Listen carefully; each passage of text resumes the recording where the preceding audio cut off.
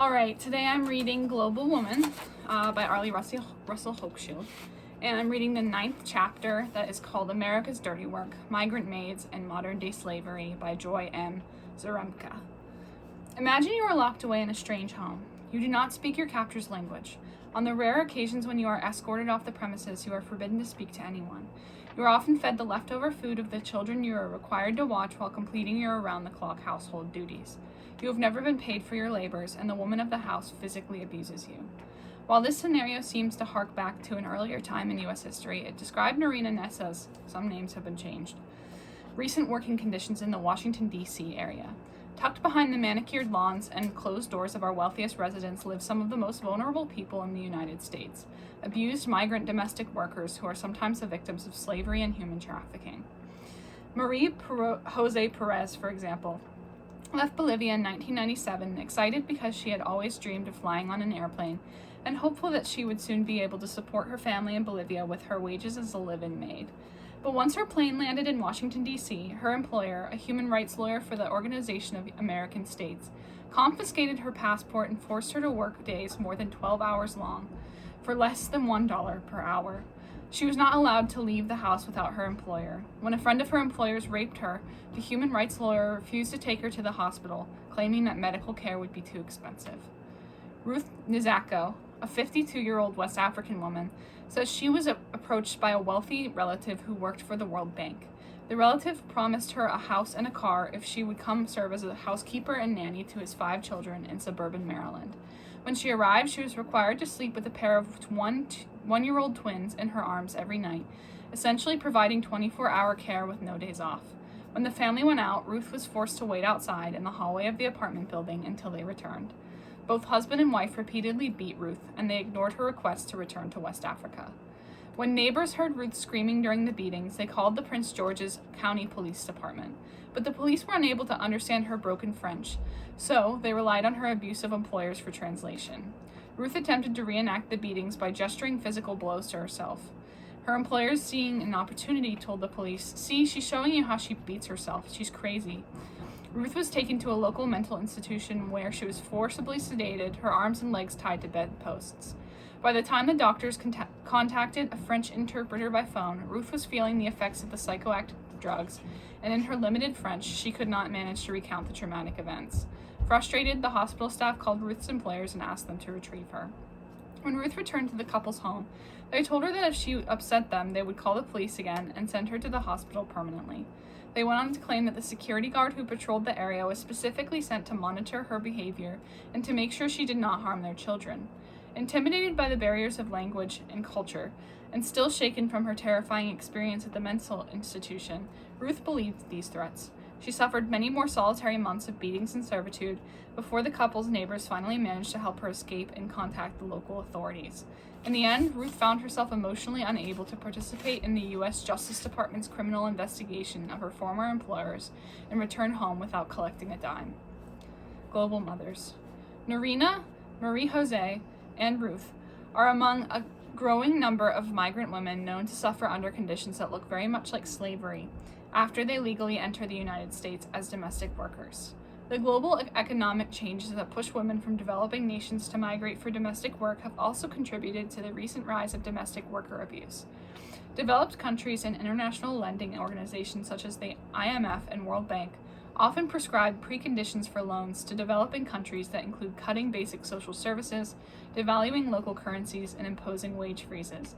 These structural adjustment programs create hardships that are borne most severely by those at the bottom of the economic ladder, a significant proportion of whom are women. The world's poor are often faced with few better options than to leave their home countries in search of work overseas, even if they do so with no assurances and at grave personal risk. Once they arrive in the United States, migrant women are sometimes forced into employment situations to which they did not agree and from which they have no escape. Modern-day slavery, trafficking, and migrant domestic worker abuse result from the illegal manipulation and deception of hopeful migrants, most of whom believe they are going to the United States in order to better their situations.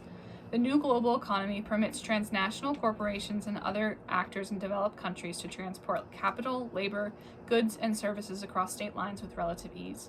In the case of slavery and human trafficking, these goods, services, and labor become one. An unpaid or poorly paid person becomes a commodity that can be used again and again for accumulating profit. Traffickers tell migrants that they will earn many times more money abroad than they could at home. If they were employed by law-abiding people, these workers could indeed increase their earnings.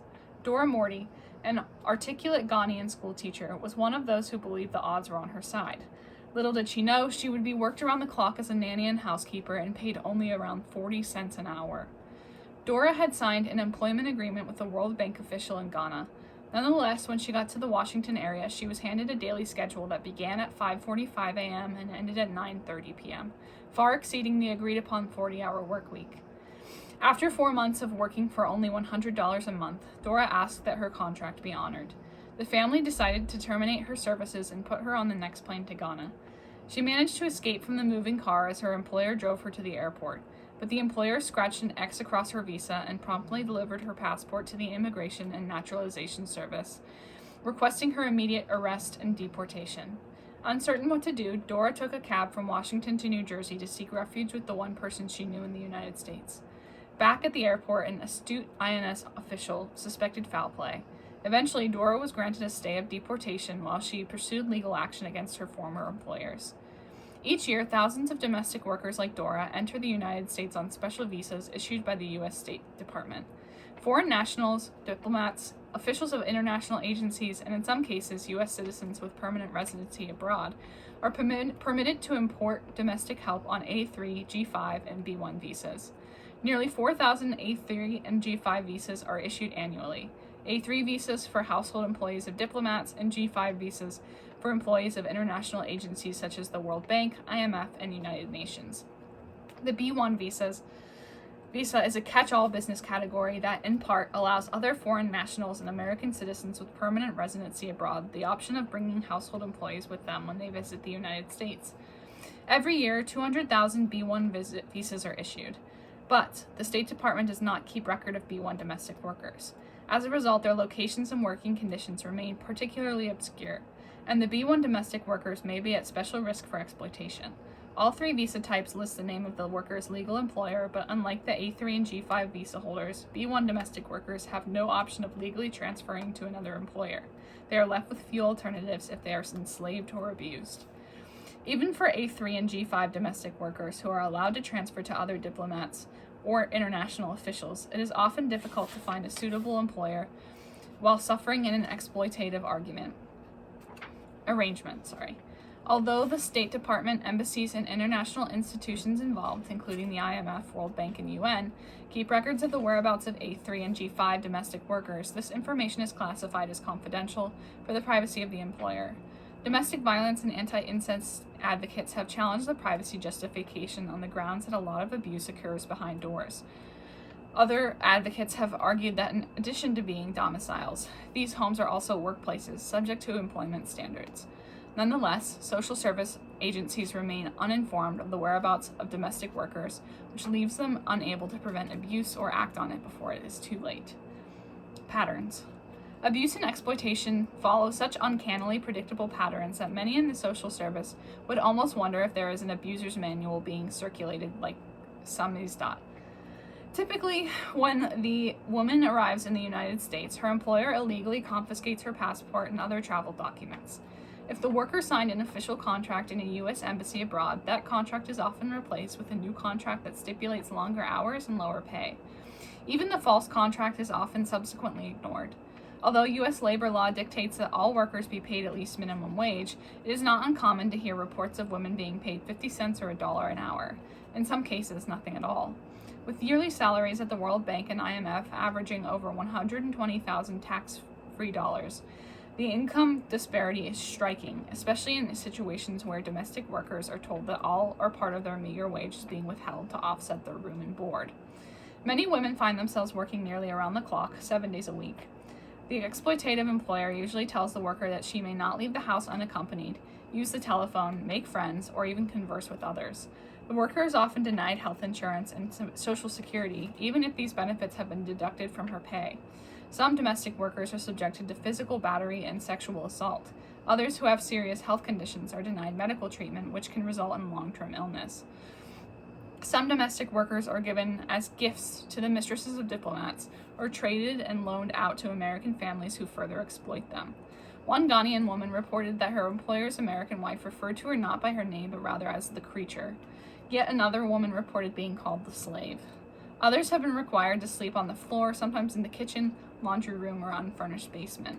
An Ivy League professor who paid her domestic worker $40 a month slapped her for smoking outside.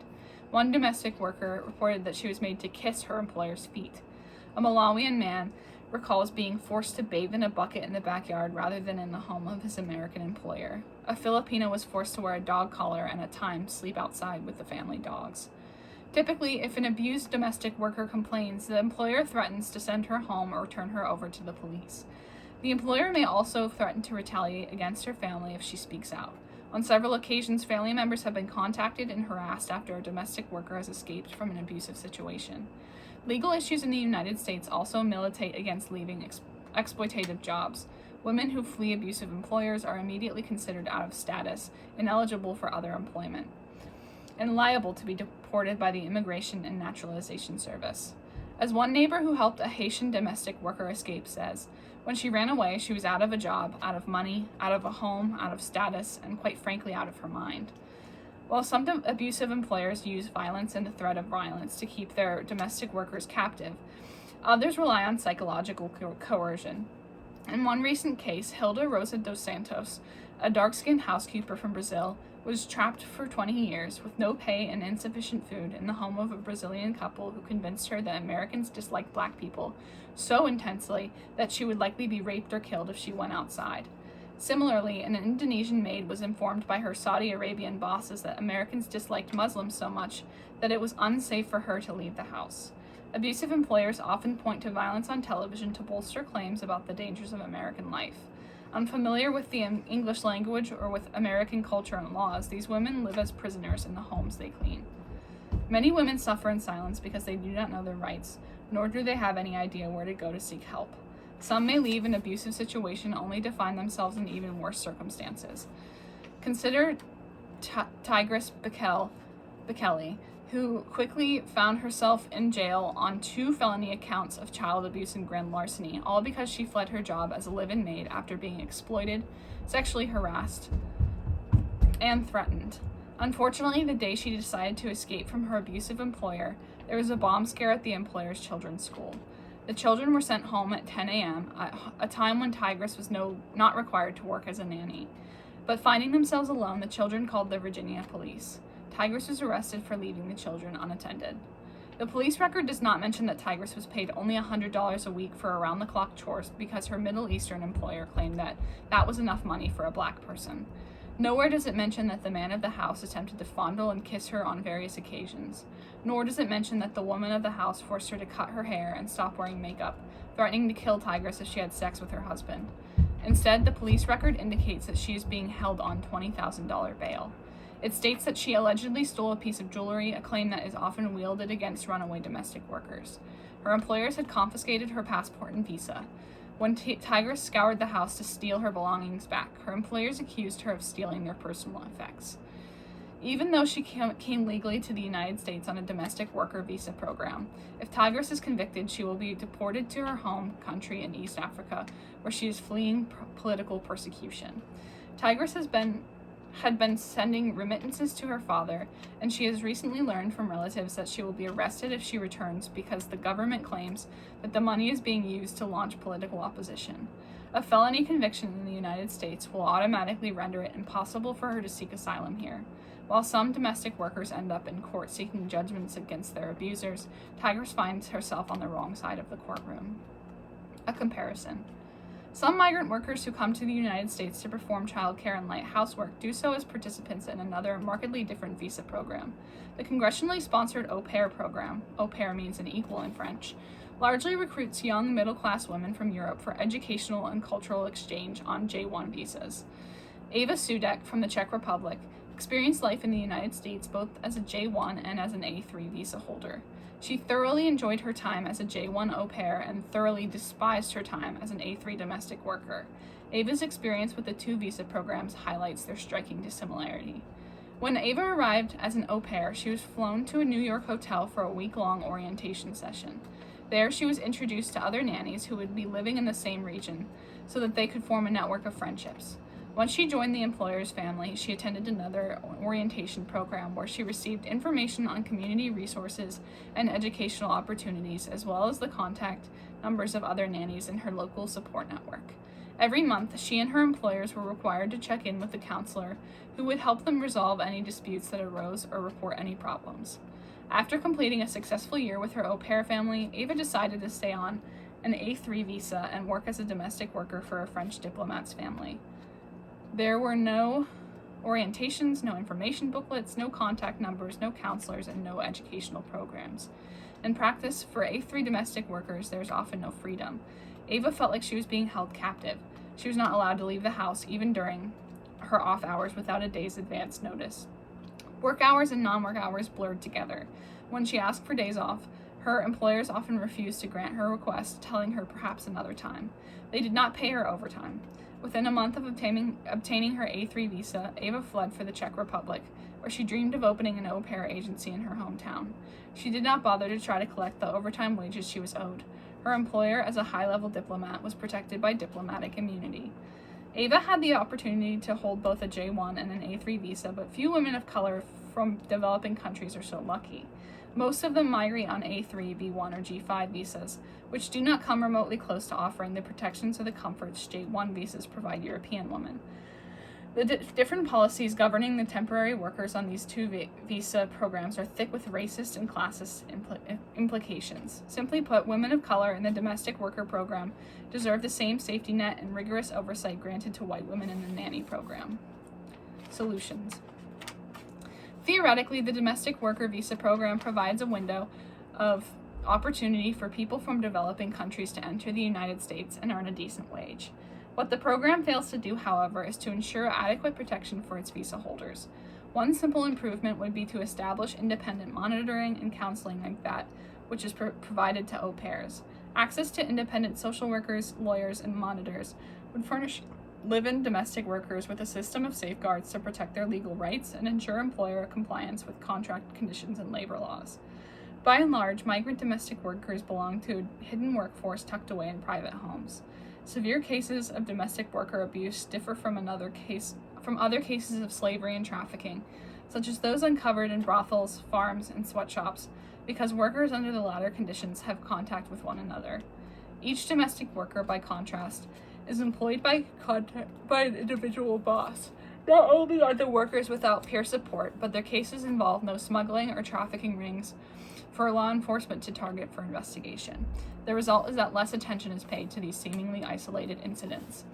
Far from their home countries, abused domestic workers are cut off from their families and their cultures, not to mention the protection that social networks and familiar institutions would provide. Many abusive employers incur the expense of hiring overseas precisely for this reason. They believe that they can increasingly control non-English speaking help. Such workers are less likely to run away in the United States. Lack of familiarity with the American legal system also works to the disadvantage of abused domestic workers. So where do these workers turn for help? A loose network of churches, lawyers, social service agencies, and Good Samaritans have formed a modern-day underground railroad for women attempting to escape abusive employers. Because some domestic workers are only allowed out of the house on Sundays, churches are frequently a first stop on the path to freedom. One Catholic sister has files on several hundred G5 and A3 workers she has assisted over the years, beginning in the 1970s. Other Good Samaritans have just happened to take initiatives when they've encountered domestic workers in need. Street vendors, taxi cab drivers, neighbors, and complete strangers have been known to assist domestic workers in distress. Social service organizations and pro bono lawyers then help domestic workers with housing, medical care, mental health needs, and legal assistance. Policy on matters affecting domestic workers has improved, but there are still troubling gaps in the protections these workers receive. Congress passed not trafficking legislation in 2000 that allows federal law enforcement to convict not only traffickers who control their victims by force, but also those who coerce workers by means of threats, psychological abuse, fraud, or deception. Domestic workers who bring criminal claims, such as sexual and physical abuse or psychological coercion, against their former employers are granted work authorization, while domestic workers with civil claims, back pay, overtime, and the like, remain out of status and are considered illegal. Although the INS often turns a blind eye to out-of-status G5, A3, and B1 domestic workers with civil claims, the threat of deportation and the lack of work authorization makes it unappealing for those workers to seek legal redress. It is time-consuming and difficult to find a pro bono lawyer, and migrants who come to the United States as temporary workers often have families to feed in their home countries. They are not really at liberty to sit around waiting for lengthy and uncertain court proceedings. Moreover, domestic workers with civil cases are so vulnerable and have so little bargaining power that they are sometimes re-enslaved as they wait out the long court process without job or housing options.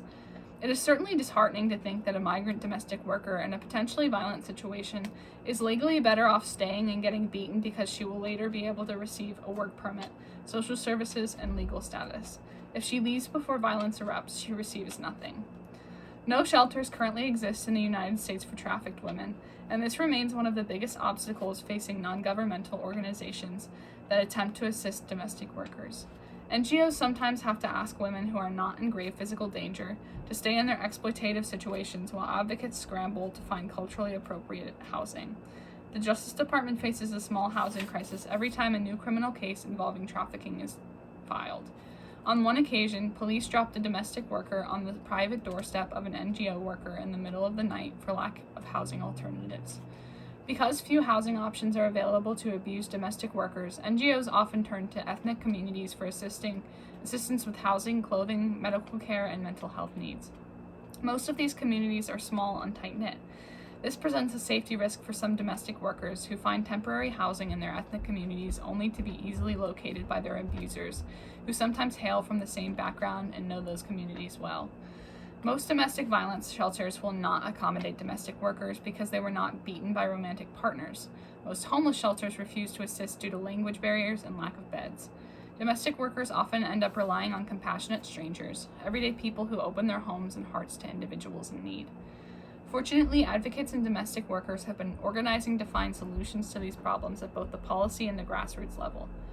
Groups such as Casa de Maryland's Mujeres Unidas de Maryland, United Women of Maryland, are forming workplace cooperatives to advocate for improved conditions for all workers. Former and current domestic workers take to the streets, parks, buses, and churches looking for potentially abused domestic workers and educating them about their rights using Spanish language legal literature. When a volunteer encounters an exploited employee, she directs her to bilingual legal assistance. The increase in outreach has resulted in an increase in the number of reported cases of domestic worker abuse. Mujeres Unidas has developed self-esteem classes in which formerly abused or exploited domestic workers extend their support to others suffering under similar circumstances. The group has now formed a 24-member, democratically controlled cleaning cooperative whose goal is to provide dignified day jobs and equitable working conditions. Most impressive, 10% of the cleaning services proceeds are funneled to social justice organizations.